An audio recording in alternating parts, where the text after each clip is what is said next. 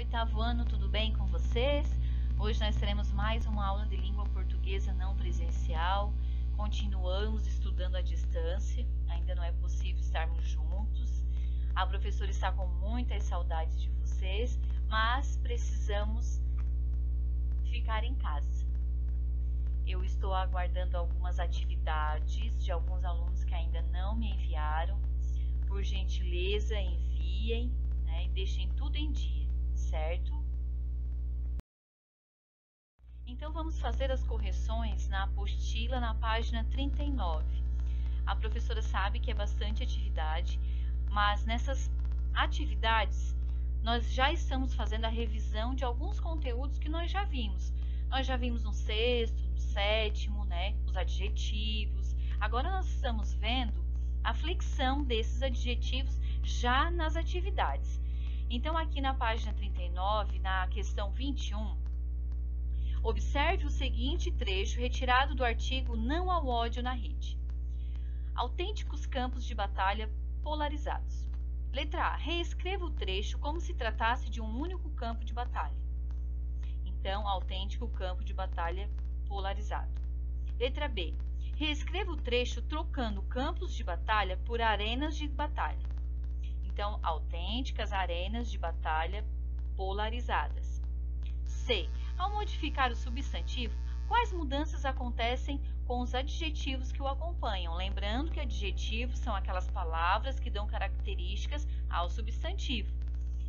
E no caso, ele teria que concordar. Resposta da letra C. A flexão do adjetivo acompanhou as mudanças sofridas pelo substantivo. Então, o adjetivo ele sempre vai concordar com o substantivo. Então, continuando ainda na mesma página 39, nós temos no quadro ao lado uma explicação, uma revisão. Flexão dos adjetivos. Eles se flexionam, ou seja, eles mudam. Os adjetivos concordam em gênero e número com o substantivo a que se refere. Quando nós falamos, então, veja as flexões dos adjetivos. Quanto ao gênero, o que são quando se fala gênero? É masculino e feminino. Quanto ao número, indica singular ou plural. O que é singular, oitavo ano? É quando tem apenas uma coisa. O que quer dizer plural? Quando tem mais de uma coisa. Observação. Nos adjetivos compostos, somente o último elemento é flexionado no plural. Um exemplo, olhos verde claros. Só vai para o plural a última palavra quando ele for composto. O que quer dizer composto? Quando tem duas palavras, dois adjetivos. A questão 22. Identifique e classifique as flexões dos adjetivos em gênero e número dos seguintes termos. Então, aí vocês vão fazer a correção, a professora pede, por gentileza, façam a correção na apostila para vocês irem aprendendo. Então, quando eu falo opinião contrária, qual é o gênero? É feminino. É singular ou é plural? Singular. Linchamentos públicos, os linchamentos, então é masculino. Número, plural. Letra C. Agressões físicas, as agressões, feminino, né? E está no plural. Sistema nervoso, o sistema nervoso, então é gênero masculino e o número é singular. Continuando ainda com a nossa correção, e a professora já vai explicando. Quando vocês tiverem dúvidas, pessoal, vocês podem me perguntar, fiquem à vontade.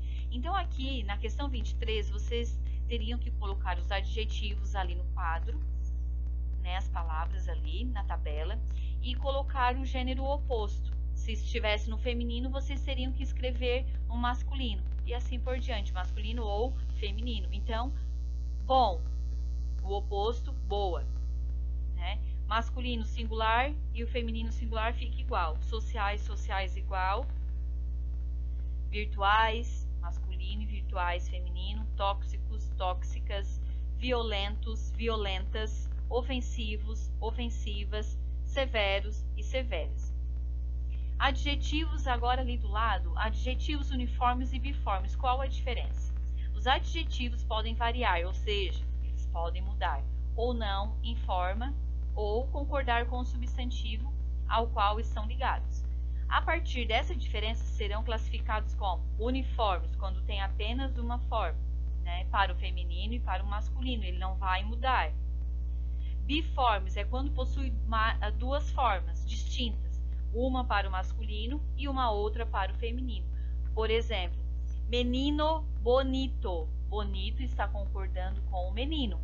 Então, o gênero do adjetivo bonito é biforme. Agora, quando eu falo a menina é bonita, bonita está concordando com a menina. Quer dizer o quê? Que o adjetivo bonito ou bonita, ele é um adjetivo biforme, porque ele tem duas formas. Agora, quando eu falo estudante inteligente, a estudante inteligente, o estudante inteligente, o adjetivo inteligente ele não mudou. Então, ele se chama um adjetivo uniforme. Então, pessoal, na página 40, vocês teriam que fazer a leitura do texto A Arte de Ler, a importância de lermos. Por mais que vocês não gostem, né, a leitura ela faz parte do nosso dia a dia e vocês precisam ler, certo?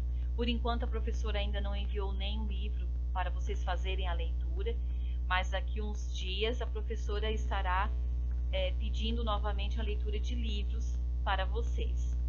Agora aqui na página 41, vocês teriam que responder as questões 1, 2, 3 e 4. Número 1. Qual é o tema da reportagem A Arte de Ler, escrita por Braulio Tavares? Resposta: a importância da leitura na escrita dos textos, assim como metodologias para melhorar a leitura e a escrita. Na 2. Na sua opinião, a fonte desse texto é confiável? É possível confiar nas informações e dicas apresentadas pelo autor? Justifique sua resposta. Seria uma resposta pessoal, né? Mas aqueles alunos que não conseguem, nós temos aqui alguma resposta. Espera-se que vocês, né, os alunos, confirmem a credibilidade do texto ao verificar que o suporte é uma revista específica de língua portuguesa e que o autor ganhou diversos prêmios por livros que escreveu. Portanto, ele pode ser considerado um especialista em qualidade de escrita. Ainda na mesma página, questão 3. Devido ao fato de o texto ser escrito por um especialista, faça um resumo com as principais informações do texto de acordo com os subtítulos a seguir. A arte de ler. Dar ritmo. A leitura ajuda o escritor a entender como os outros autores construíram suas histórias, usando elementos que tornam o texto cativante do início ao fim. Anotar. Anotar informações relevantes ao longo da leitura pode ajudar o escritor a criar um guia com referências para enriquecer os seus textos. Ler pensando. Ler com atenção aos detalhes da escrita pode ajudar o escritor a descobrir e aprimorar técnicas de redação. Então, pessoal, aqui nós temos algumas sugestões de respostas. Se vocês têm as respostas de vocês, vocês só vão copiar essas se estiver muito diferente daquilo que vocês colocaram, certo? Qualquer dúvida é só chamar a professora. Agora, na página 42, nós vamos ver um pouquinho sobre a coerência, algo que é super importante para a nossa escrita, a escrita dos textos. A coerência é a unidade de sentido do texto, ou seja, o entrosamento entre a ideia principal e as secundárias, aquelas que vêm depois.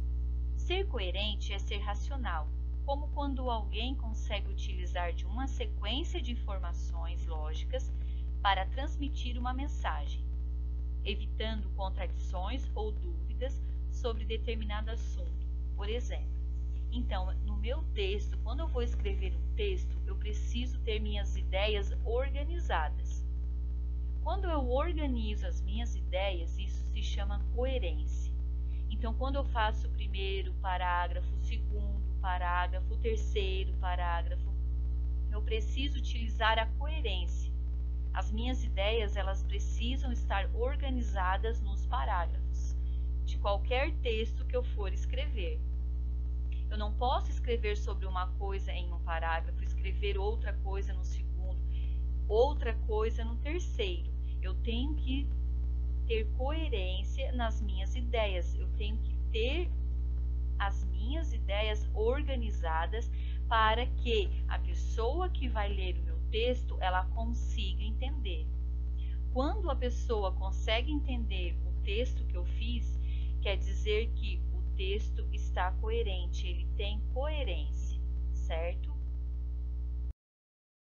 Atividades. Na página 42 ainda, vocês vão responder as atividades 5 e 6, as questões.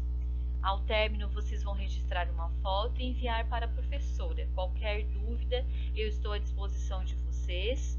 Por hoje é só, um grande abraço e até a próxima aula.